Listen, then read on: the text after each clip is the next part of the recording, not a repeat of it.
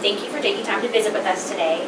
Sure. And we just want to make sure that it's okay for us to record this and that it go on our website and the link on our Facebook page, and it might even end up on YouTube. Is that okay with you? That's fine.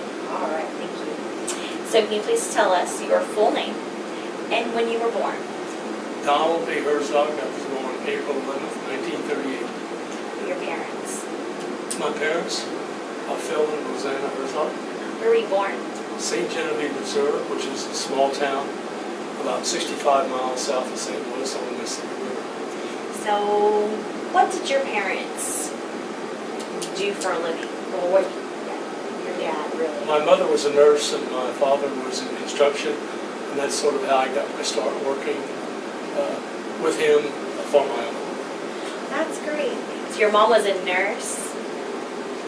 Did she work at one of the local hospitals? She worked in St. Louis for a while at St. John's Hospital, and then in her later years became the public health nurse of St. Genevieve County. Very neat. How many brothers and sisters do you have, if any? I have 2 sisters and 1 brother. And do they still live in the Missouri area? 1 sister and brother live in Missouri, in St. Genevieve. The other one lives in St. Louis.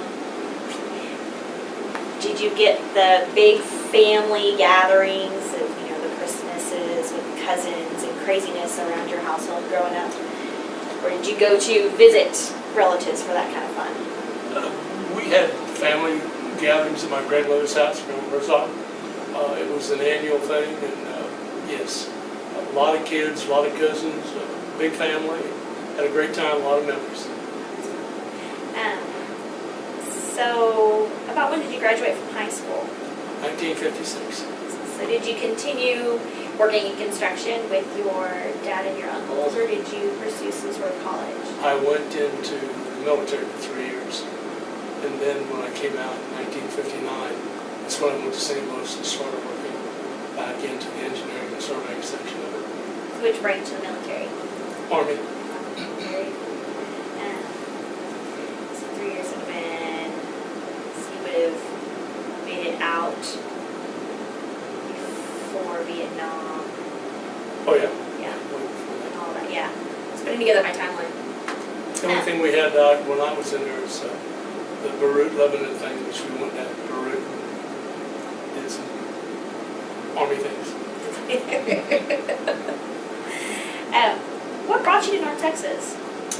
1970, fellow that I was working with in St. Louis took a job in Austin on Lake Travis at Lago Vista. And when he got down here, he needed some help, and he just called me and said, "Hey, would you come down and take a look?" And my wife and I fell in love with Central Texas and decided to move to Texas. We need to back up to your wife. When were you married? 1960. When she married? Where did you meet your wife? We were classmates in school. I knew her from first grade. Oh, that's fun. So you moved to Austin in the 70s? 70s, to Tyler in the 80s, and then in Dallas in 82. So what did Dallas look like in 1982? Well, I'll go back to 1970. I remember driving from St. Louis to Austin the first time when I came down 75, and it was a 2-lane highway, one on each side. And it was unbelievable to see what's happened now since 1970. My goodness. Do you remember what the speed limits were back then? Whatever the traffic would allow. That's a good answer.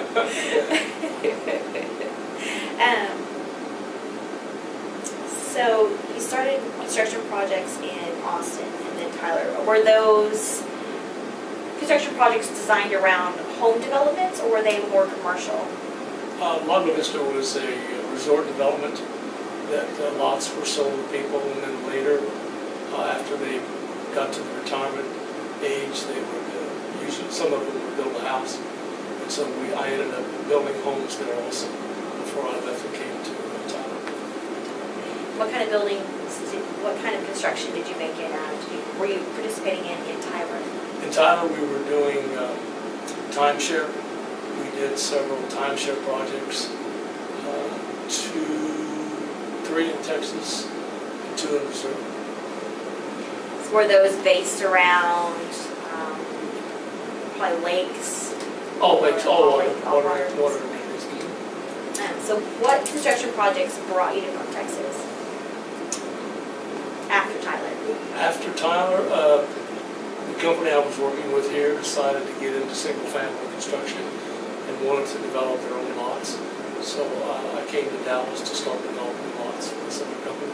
What company was that? It was at that time Freedom Financial. And so single family development. What areas of Dallas did they start? Because obviously they wouldn't, I mean, Sachse then, we only had a couple of small new construction developments kind of off of McDermott. So what areas of Dallas did you build in? This was all over. All This over. was started in East Dallas to West Fort Worth. So they were already looking to kind of provide the population with. Exactly, grow. He wanted to build a home building company, and the best way to do that was to develop your own lots so that you had enough inventory Good idea. to grow. So when did this master plan community idea even start? 'Cause I grew up north in some of the suburbs in Houston, and you just had homes. There were no community centers, there were no trails, there were no pools, there were just houses on cul-de-sacs and streets, and you just played with your friends in the yard and that kind of thing. But when did the concept of having these residential connecting communities really start? We had investors when I formed my own business in '83 that were looking to do projects, and we had a couple, 2 or 3 smaller projects. They wanted to get into a larger project. I had a broker who had shown me this land earlier. It wasn't, the land that he had shown me did not have water or sewer, and you would have had to bring sewer and water pretty far to do something. So we went ahead and said, okay, let's put these other parcels together. So everything southeast of 78 is about 981 acres. So we put all that together and started developing the project. Of that, we had about 400 acres of floodplain. And at that time, golf courses were pretty popular. And we decided then we would do parks, trails, golf course, just have a master plan community. There weren't a whole lot of them in the Metroplex, but there were some, and we had others that we could look at and formulate plans for.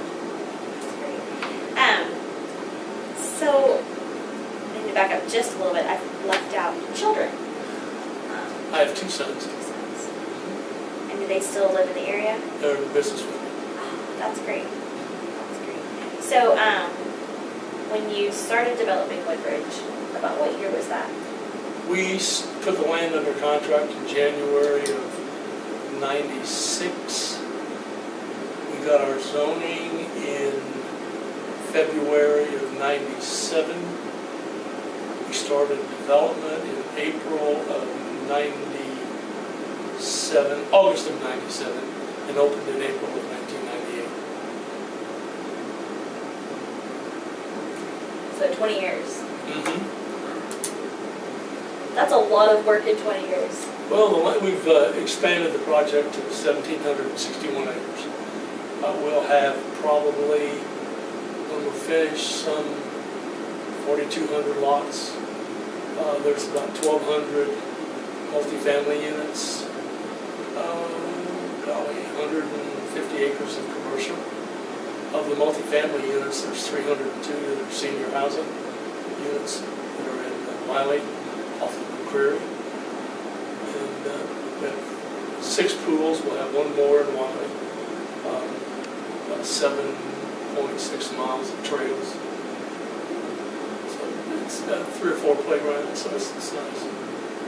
It is nice. I've walked some of your trails, even though I don't live in Woodbridge. I've walked some of your trails with some part of the population of Sachse that does live in Woodbridge, and it's fantastic. It's really nice just to be able to have that concept of space. It's every subdivision I've ever done sort of takes on a life of its own, a feeling of its own, And really, it's the people that live there that have maintained the quality of their homes. They have a lot of pride of ownership. I mean, how many places can you go into on the main entrance in 20 years and still have the project look like it does, driving down Lewis Parkway from 78? Yeah, absolutely. That's, look at the subdivision I currently live in, that they can't maintain their main entranceway as nicely as Woodbridge is maintained. And there's a lot of pride in it, and it's wonderful to see. And it's such a integral part of the community because there's so many to live there. It's worked out wonderfully, I think.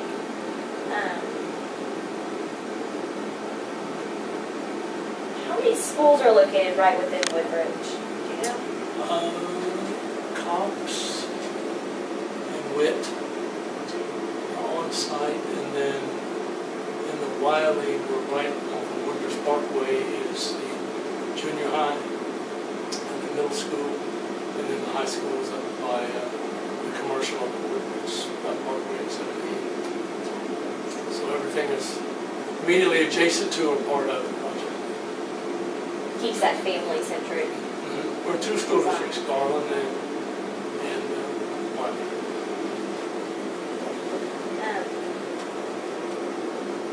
Don't know a lot about golf courses, so I'm going to totally let you take this one. So it's beautiful. Like I love that it's very pretty. How sought out by other individuals is the golf course? Like, do people come from other communities to use the golf course, or is it just Woodbridge residents? No, it's a daily fee course, and through marketing and various different programs that are available to us, you market the golf course, and we get a lot of traffic that's from other places. We'll do 42,000 to 45,000 rounds a year. Now, I know the high school has a golf team. Do you for their students? Yes. How did that come to be? The principal just one day call you up and say, "Hey, you have a golf course, and I'd like to have a golf program." I'll give that credit to Paul Kenny, our general manager. He was the one that worked all of those things out. It's open to community activities. We have the homeowners association. They have a lot of social events in the clubhouse, and so it's turned out to be, even though it's privately owned, I think people enjoy the fact that they are part of a golf course community. Over the years, when we've had market downturns, we found that prices tend to hold as far as home values go in master plan communities, because people have seen what's there, they know what's coming, and they just seem to hold their value on them. What other developments have you been involved in within Sachse besides Woodbridge? Jackson Meadows and Jackson Hills and Cedar Creek Estates. Refresh my memory, where's Cedar Creek Estates? Next to Jackson Hills. It was a piece of property that was in foreclosure, and we borrowed from the FDIC. Is there a particular kind of theme or aspect that you would like to see in each of your developments, whether it's the trails or just particular design choices that you really like to see in your communities that you try to make a theme around? That depends upon the property. I remember having an aerial map and walking the creeks and walking down through the property the first time, climbing fences and even poison ivy and all those good things. But it sort of grows. You sort of try to take the natural features that are there and enhance them. It's like some of the ponds and the lakes were there on the property. You improve them, stock them, let the kids go fishing there, things like that. So it's taking advantage of what's there on the property. What type of community events do they have in Woodbridge? I really don't know a whole lot about fishing events. The social committee has got a pretty elaborate schedule from Christmas to Easter to the holidays and things for kids, and they do a lot of good things. What are you looking at doing once Woodbridge is done? Because you're almost there.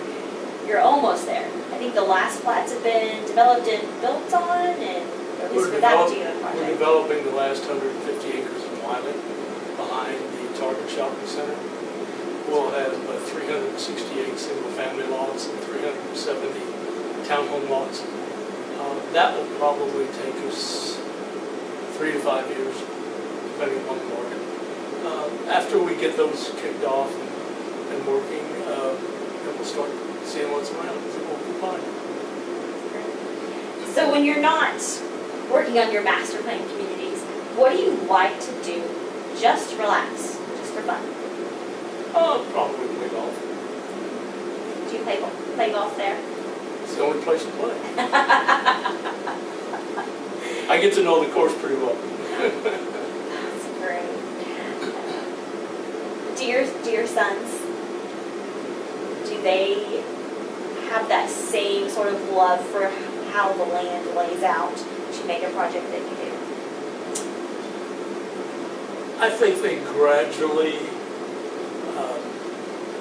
have grown to appreciate what can be done with a piece of property. When we started this, I had been working in land development for so long that you tend to look at things differently. And as they've stuck with us and stayed in the company, they've seen what can be done. I can remember Daryl, he and I spent hours and hours and hours laying this out. And he'd walk out there with me and he says, "You want to do what? How's this going to fit? Where's this going to go?"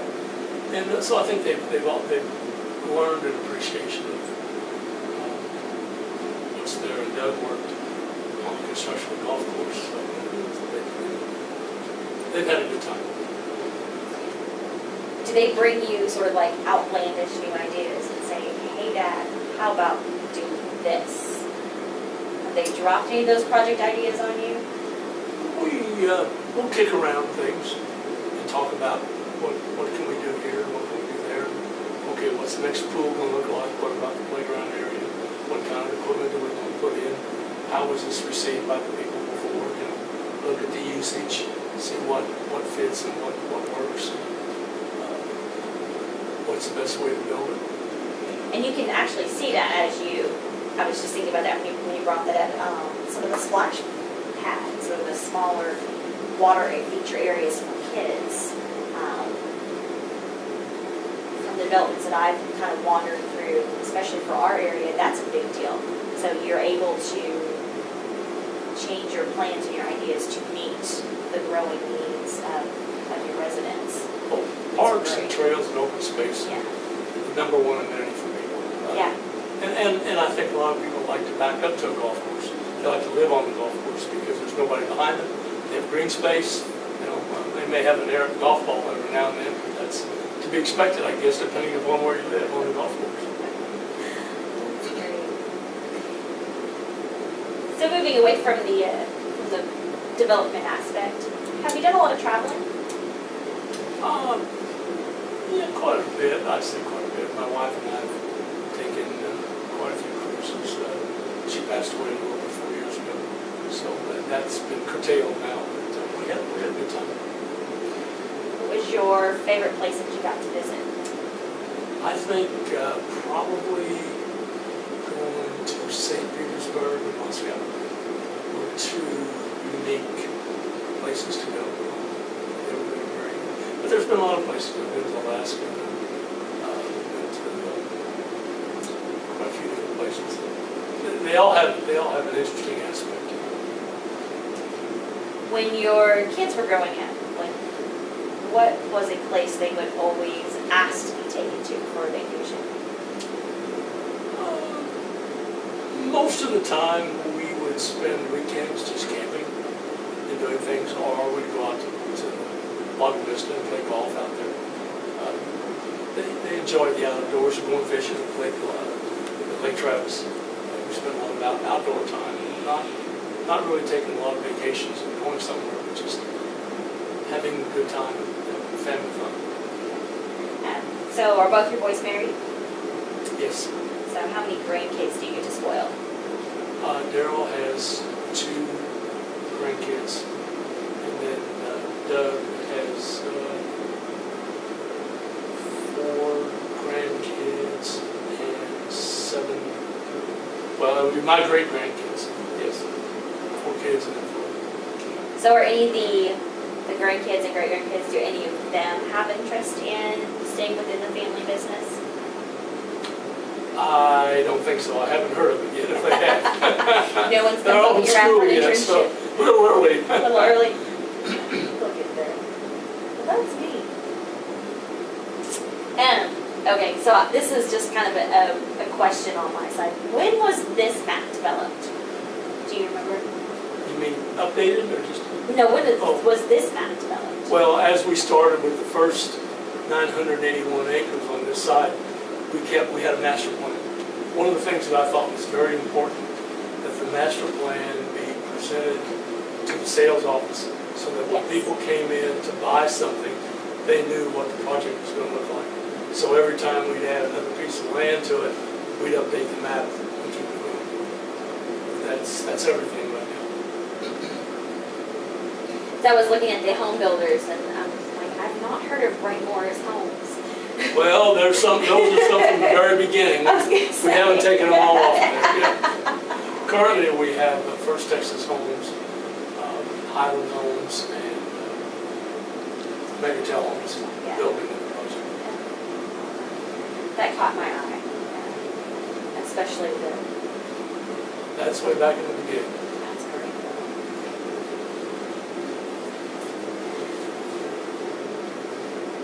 Anything else you'd like to talk about?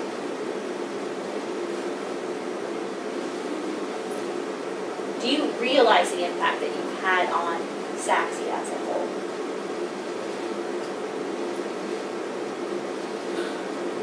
That's hard to digest, I guess. The thing that I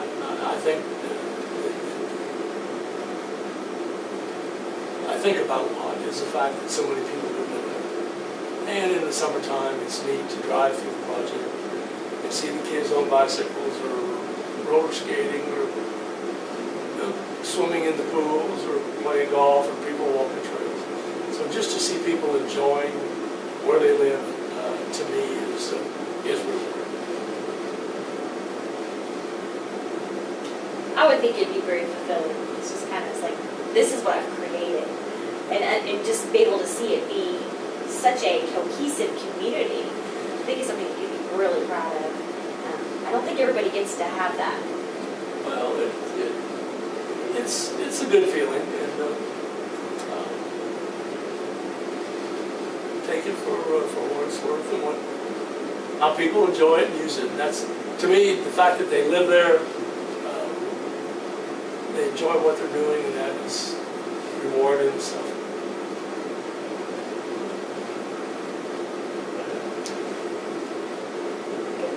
We appreciate it. I've run through my head of stuff. I'm like, okay.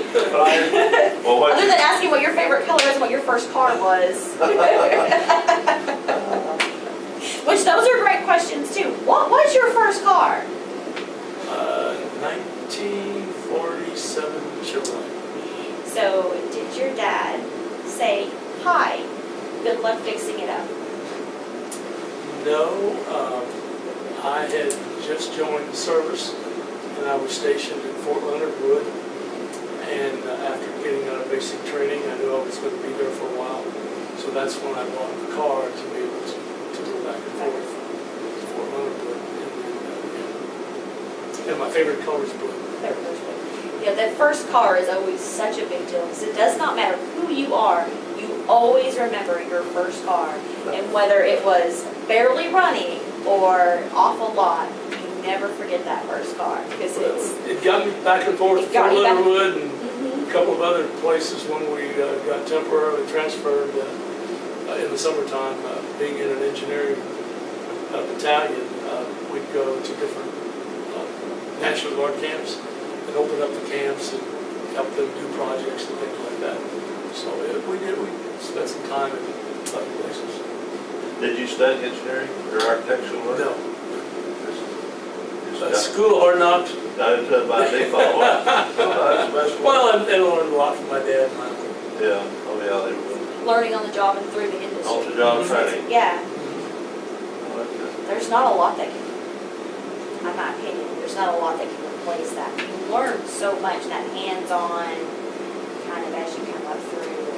A lot of the people I work for and work with, I was given the opportunity to be able to do things that we all got our heads together and decided how we could do it.